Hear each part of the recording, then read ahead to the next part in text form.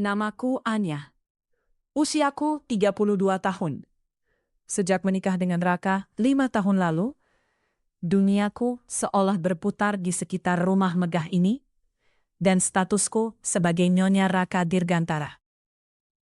Raka, suamiku, adalah pengusaha sukses yang membangun kerajaan bisnis dari nol. Aku, aku hanya bunga penghias. Tugasku menemani di acara-acara penting, tersenyum anggun, dan memastikan rumah ini selalu rapi. Hari-hari berlalu monoton, diisi dengan arisan, yoga, dan sesekali mengurus keperluan Raka. Raka seringkali pulang larut. Wajahnya lelah, namun selalu ada senyum lembut untukku. Ia bilang, "Kamu ratuku Anya. Cukup jaga rumah ini baik-baik. Aku percaya, aku dicintai. Rumah ini, kehidupan ini, terasa begitu sempurna." Kadang aku merasa sedikit kesepian, merindukan tawa teman-teman lama di luar sana. Tapi syukurlah, selalu jadi jawaban terbesarku.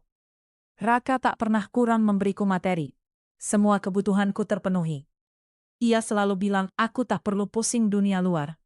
Aku hanya perlu menjadi Anya yang ia cintai. Pagi itu, mentari bersinar cerah, tak seperti yang kurasakan di dada. Raka duduk di meja makan. Wajahnya datar. Tak ada senyum seperti biasanya. Aku menyajikan sarapan kesukaannya. Roti panggang dan telur mata sapi. "Pagi Mas," sapaku lembut. Ia hanya bergumam tanpa menatapku. Ada yang aneh. Udara di ruangan itu terasa dingin, mencekam. "Mas, ada yang mau aku bicarakan." Raka memulai, suaranya berat. Jantungku berdebar tak karuan. "Mulai besok, kamu tidak perlu datang ke kantor lagi." Mataku terbelalak. "Kantor? Aku tak pernah punya jabatan di sana. Aku hanya sekadar istri direktur yang sesekali datang." "Maksud Mas?" tanyaku lirih, suara bergetar. "Aku sudah memutuskan. Kamu dipecat dari segala urusan yang berkaitan denganku, termasuk urusan rumah ini. Aku sudah siapkan apartemen untukmu. Ambil barangmu, pindah besok." Kalimat itu menghunjam bagai belati. Aku terdiam, bibirku keluh. Apartemen, dipecat? Dari mana datangnya semua ini? Tubuhku lemas seketika. Aku terduduk di kursi, menatap Raka tak percaya. "Dipecat? Mas, aku ini istrimu, bukan karyawanmu." Air mata mulai menggenang. "Itu keputusan final, Anya. Jangan membuatku harus bersikap lebih kasar." Suaranya dingin, tanpa emosi. "Tapi kenapa? Apa salahku?" Aku memberanikan diri bertanya, walau suara tercekat di tenggorokan. "Kamu terlalu banyak campur tangan. Aku lelah." Ia bangkit dari kursi, meninggalkanku sendiri. Aku tak mengerti. Campur tangan? Kapan? Aku hanya mengikuti semua kemauannya. Raka tak pernah benar-benar memberitahuku apa yang terjadi di kantornya. Ia selalu bilang itu urusan pria. Hujan mulai turun di luar, seolah mewakili badai di hatiku. Aku merasa seperti burung dalam sangkar emas yang tiba-tiba pintunya dibuka paksa. Namun di luar sana bukanlah kebebasan, melainkan jurang kehancuran. Kemana harus melangkah? Siapa yang harus kumintai pertolongan? Malam itu, aku tak bisa tidur. Raka tidur membelakangiku. Punggungnya kokoh membentang seperti tembok pemisah di antara kami. Aku memutar kembali setiap kenangan. Dulu, sebelum menikah dengan Raka, aku adalah seorang manajer muda yang ambisius di sebuah perusahaan startup. Aku punya impian, punya karir. Namun, cinta Raka datang seperti badai, menawarkan kehidupan yang lebih nyaman. Aku memilih Raka, meninggalkan karirku. Ia bilang, "Bersamaku, kamu tak perlu bekerja keras lagi." Aku percaya. Tapi kini, ucapan itu terdengar seperti jebakan. Aku menatap langit-langit kamar yang dulu terasa begitu aman, kini terasa begitu dingin dan asing. Apa aku terlalu bodoh, bisikku dalam hati? Apa aku terlalu mudah percaya? Air mata kembali mengalir, membasahi bantal. Aku merasa seperti orang yang ternesak, kehilangan arah dan tujuan. Seluruh hidupku terasa runtuh dalam semalam. Besoknya, dengan hati berat, aku mengemasi beberapa tas. Raka tak menemaniku, hanya asistennya yang mengantarkanku ke sebuah apartemen kecil yang terasa sempit dan penat. Aku duduk di sofa lusuh, menatap kosong ke jendela. Di sana, di gedung apartemen itu, aku mulai merenung. Bukan tentang Raka, bukan tentang kekayaannya yang kini tak lagi kumiliki, tapi tentang diriku sendiri. Aku menyadari, selama ini, aku hidup dalam ilusi. Aku membiarkan identitasku sebagai Anya terhapus, digantikan oleh status istri Raka Dirgantara. Aku melupakan siapa diriku sebenarnya. Apa yang bisa kulakukan? Kekayaan Raka adalah miliknya, bukan milikku. Karier yang kutinggalkan adalah hakku, bukan sesuatu yang bisa kuberikan begitu saja. Di tengah kehancuran ini, sebuah kesadaran pahit mulai tumbuh. Aku harus bangkit. Bukan untuk Raka, tapi untuk diriku sendiri. Anya yang dulu, yang punya mimpi dan ambisi, harus kembali. Pagi berikutnya, aku bangun dengan tekad baru. Aku membuka laptop lamaku, yang sudah lama tak tersentuh.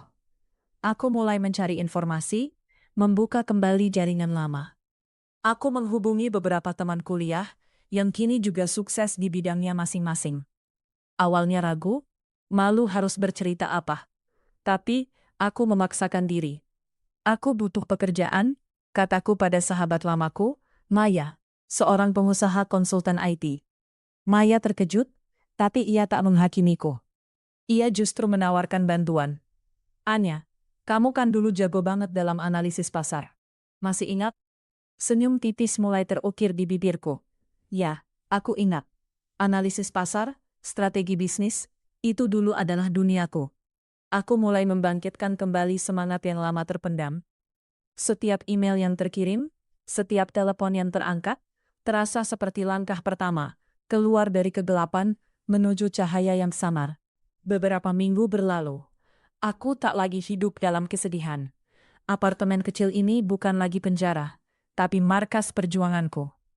Aku menerima tawaran Maya untuk menjadi analis proyek lepas di perusahaannya.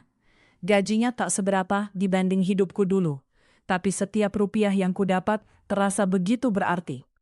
Aku bekerja keras, lembur hingga larut malam. Aku membuktikan pada diriku sendiri bahwa Anya bukan hanya sekedar istri pengusaha. Aku punya kapabilitas, aku punya kecerdasan. Saat melihat laporan yang berhasil kuselesaikan, rasa bangga itu membuncah. Ini adalah hasil jerih payahku sendiri. Aku bahkan mulai berani menolak beberapa tawaran pekerjaan yang terasa kurang sesuai, karena aku tahu nilaiku tak bisa dinegosiasikan sembarangan. Aku menemukan kekuatan yang selama ini tersembunyi, terbungkus dalam kemewahan dan kepasifan. Suatu sore, saat aku sedang mempresentasikan hasil analisis proyekku di hadapan klien Maya, tiba-tiba pintu ruangan terbuka. Aku menoleh, dan jantungku seolah berhenti berdetak. Raka berdiri di sana, wajahnya pucat pasi. Ia pasti sedang dalam perjalanan bisnis, dan kebetulan singgah. Ia menatapku, matanya nanar. Ia pasti terkejut melihatku bekerja, bukan di apartemen sewaan, tapi di sebuah ruangan presentasi yang profesional. Ia tak menyangka aku bisa bangkit secepat ini. Setelah presentasi selesai, ia menghampiriku. Anya, panggilnya lirih. Aku hanya tersenyum tipis. Maaf mas, saya harus segera kembali bekerja. Aku melangkah pergi, meninggalkannya berdiri mematung. Beberapa hari kemudian, aku mendapat telepon dari seorang rekan lama Raka. Ia menawarkan posisi strategis di sebuah perusahaan yang baru saja bangkrut dan akan direstrukturisasi. Kami butuh orang yang bisa membawa perubahan, Anya. Kami tahu rekam jejakmu sebelum menikah.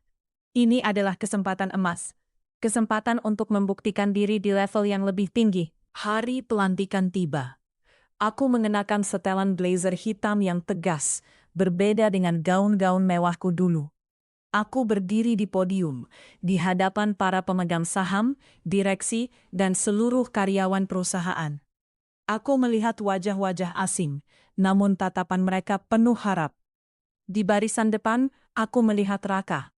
Wajahnya tak bisa berkata-kata, matanya membelalak lebar, bibirnya sedikit terbuka. Ia datang bersama seorang wanita muda yang terlihat gugup di sebelahnya. Ia pasti datang untuk menyaksikan kejatuhanku, atau mungkin rasa penasaran. Dengan ini, saya selaku komisaris utama melantik Ibu Anya sebagai direktur utama yang baru. Ujar suara berat di sampingku. Tepuk tangan riuh membahana. Aku menatap Raka, matanya penuh penyesalan dan kekaguman. Aku tak tahu pasti. Aku hanya tersenyum, senyum kemenangan yang tulus. Ini bukan balas dendam. Ini adalah pembuktian diri. Pembuktian bahwa Anya yang sesungguhnya telah kembali, lebih kuat dari sebelumnya. Sejak hari itu, hidupku berubah total. Aku tak lagi bergantung pada siapapun. Apartemen kecil itu kini menjadi saksi bisu perjuanganku. Namun kini, aku menempati ruang kantor mewah yang luas, dengan pemandangan kota yang menakjubkan. Raka, kami sudah resmi bercerai. Ia tak pernah lagi mengganggu. Hanya sesekali ku dengar kabarnya dari orang lain. Ia tak berhasil membangun kembali kerajaan bisnisnya. Wanita muda yang bersamanya dulu pun tak bertahan lama. Aku tak merasa puas atau senang melihatnya jatuh. Aku hanya bersyukur atas pelajaran yang kuberikan padanya, tentang arti sebuah kepercayaan dan harga diri yang tak bisa dibeli dengan materi. Aku sibuk dengan duniaku, memimpin perusahaan, dan sesekali menyempatkan diri bertemu Maya dan teman-teman lama. Aku kini punya cerita. Cerita tentang seorang wanita yang dipecat dari jabatannya sebagai istri, namun menemukan kembali jati dirinya dan dilantik sebagai pemimpin di panggung kehidupannya sendiri.